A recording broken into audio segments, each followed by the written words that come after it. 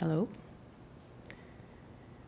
So, growing up, I think everybody needs role models, and adults need role models too. It's just that most of the time we think we really don't need any because we already know everything. Um, but I remember being asked a lot as a kid, what do you want to be when you grow up? And also, I think adults really like to ask kids, who's your favorite athlete? Who's your favorite singer, performer, actress? And so when I was asked that question, I had many different responses throughout the years. First, I wanted to be a lawyer, then an artist, then a chef, then a writer, and apparently it turned out to be a Buddhist nun. But I don't ever remember having an idol that I really wished deeply in my heart to become. There were people whose qualities I found inspiring, including people in my family or at school, and also there are people in history whose lives I really drew inspiration from and looked up to. But there was never anybody who charted out the exact path that I wanted to follow in life. And I think I really could have benefited from this kind of connection in my teens and early 20s, but it just didn't happen, so I felt kind of directionless a lot of the time. This started to change when I first read about the Buddha and his journey to an awakening when I was 20 years old. And at the time, I knew that something was fundamentally wrong with society and with my mind, but I didn't know how to go about changing any of it. And I also had this very rebellious streak, but it really wasn't based on anything wholesome, and there was really no principles behind it. So it wasn't very fulfilling. And I immediately liked the Buddha because he was like the kid who cried that the emperor had no clothes on, even though everybody else pretended that he did. And I thought, finally, somebody called a spade a spade. Life is unsatisfactory. And he actually didn't blame anybody, which was also really remarkable. He said the source of suffering is within our own mind, and therefore it's within your power to do something about it. And then the Buddha, he set out on a very arduous and unconventional journey to stop this suffering. And he gave up many comforts that most people spend their entire lives trying to secure. And he also never gave up, even when it was really unclear what was going to happen. So I could see that the qualities I really admired in him were his determination, his courage, and especially his idealism, and of course his ethical conduct. But the idea that life is worth devoting to some higher purpose. At the time, I really wasn't quite sure how to develop these qualities so much in my mind, definitely not to that same extent. And so the Buddha kind of felt at a distance, like some unattainable ideal that I could probably never live up to. But that started to change a little bit when I started to practice Buddhism again in my late 20s. And during this winter retreat, when we've been doing the Shakyamuni Buddha practice every day, I feel like this practice has really increased my confidence and my ability to follow in his footsteps.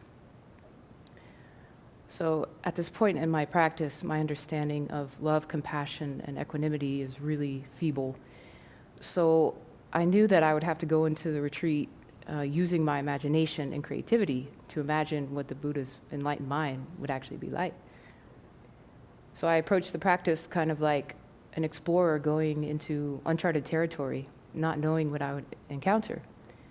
And to do this, I focused on cultivating a humble, open attitude and just invited the Buddha's wisdom and compassion to enter my mind.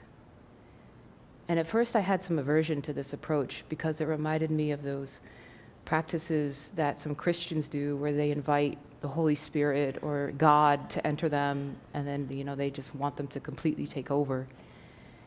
And I also had to overcome the doubt that what was going on was just some kind of placebo effect, that my mind was just making up any beneficial experiences. And so I relied on the idea that there are active forces of good out there in the world, and they're real. So to counter the doubt that the practice is just some kind of placebo effect, I remembered what one retreat participant had said during the 1-month retreat. She said that she felt kind of like a radio tuning into the Buddha and the Bodhisattvas and all their positive energy. And I think it really resonated with me, so I kind of took on that approach as well. And I found that the result of meditating on the Buddha for the past 2 months every day has been a softening and a broadening of my heart. And I've been surprised that feelings of tenderness have emerged throughout the day.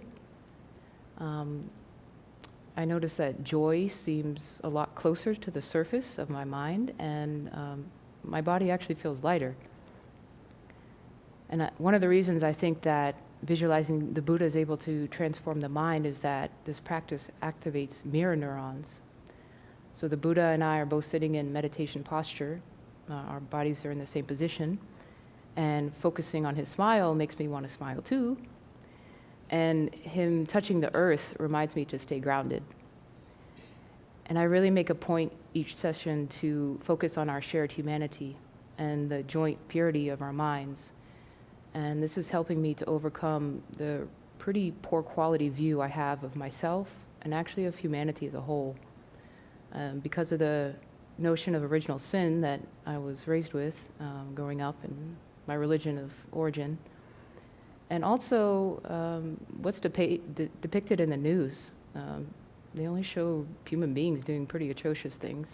And some of us here have made a point to search out positive news so that we can balance out our view of humans in that way. But my humanity feels really redeemed, kind of meditating on the Buddha. So I can sometimes feel my mind literally transforming on the cushion, but I know that the real benefit from this practice would be taking my mindfulness and remembrance of the Buddha and his qualities off the cushion so that I can let them live through me throughout the day. And as a result of meditating on the Buddha, I can say that if you have any role models that you would really like to follow, then one very good way to do that is to spend time meditating each day on their qualities. And then also to surround yourself with pictures and symbols of the Buddha and the other spiritual mentors.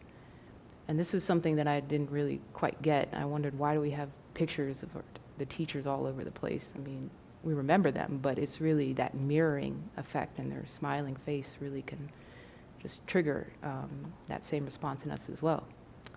And in this way, you can quite naturally become the role model that you aspire to be. And you can also build on the hard work of the Buddha and all those others who have worked for the benefit of humanity and all beings throughout history. And we do this with a bodhicitta motivation, a full awakening for all.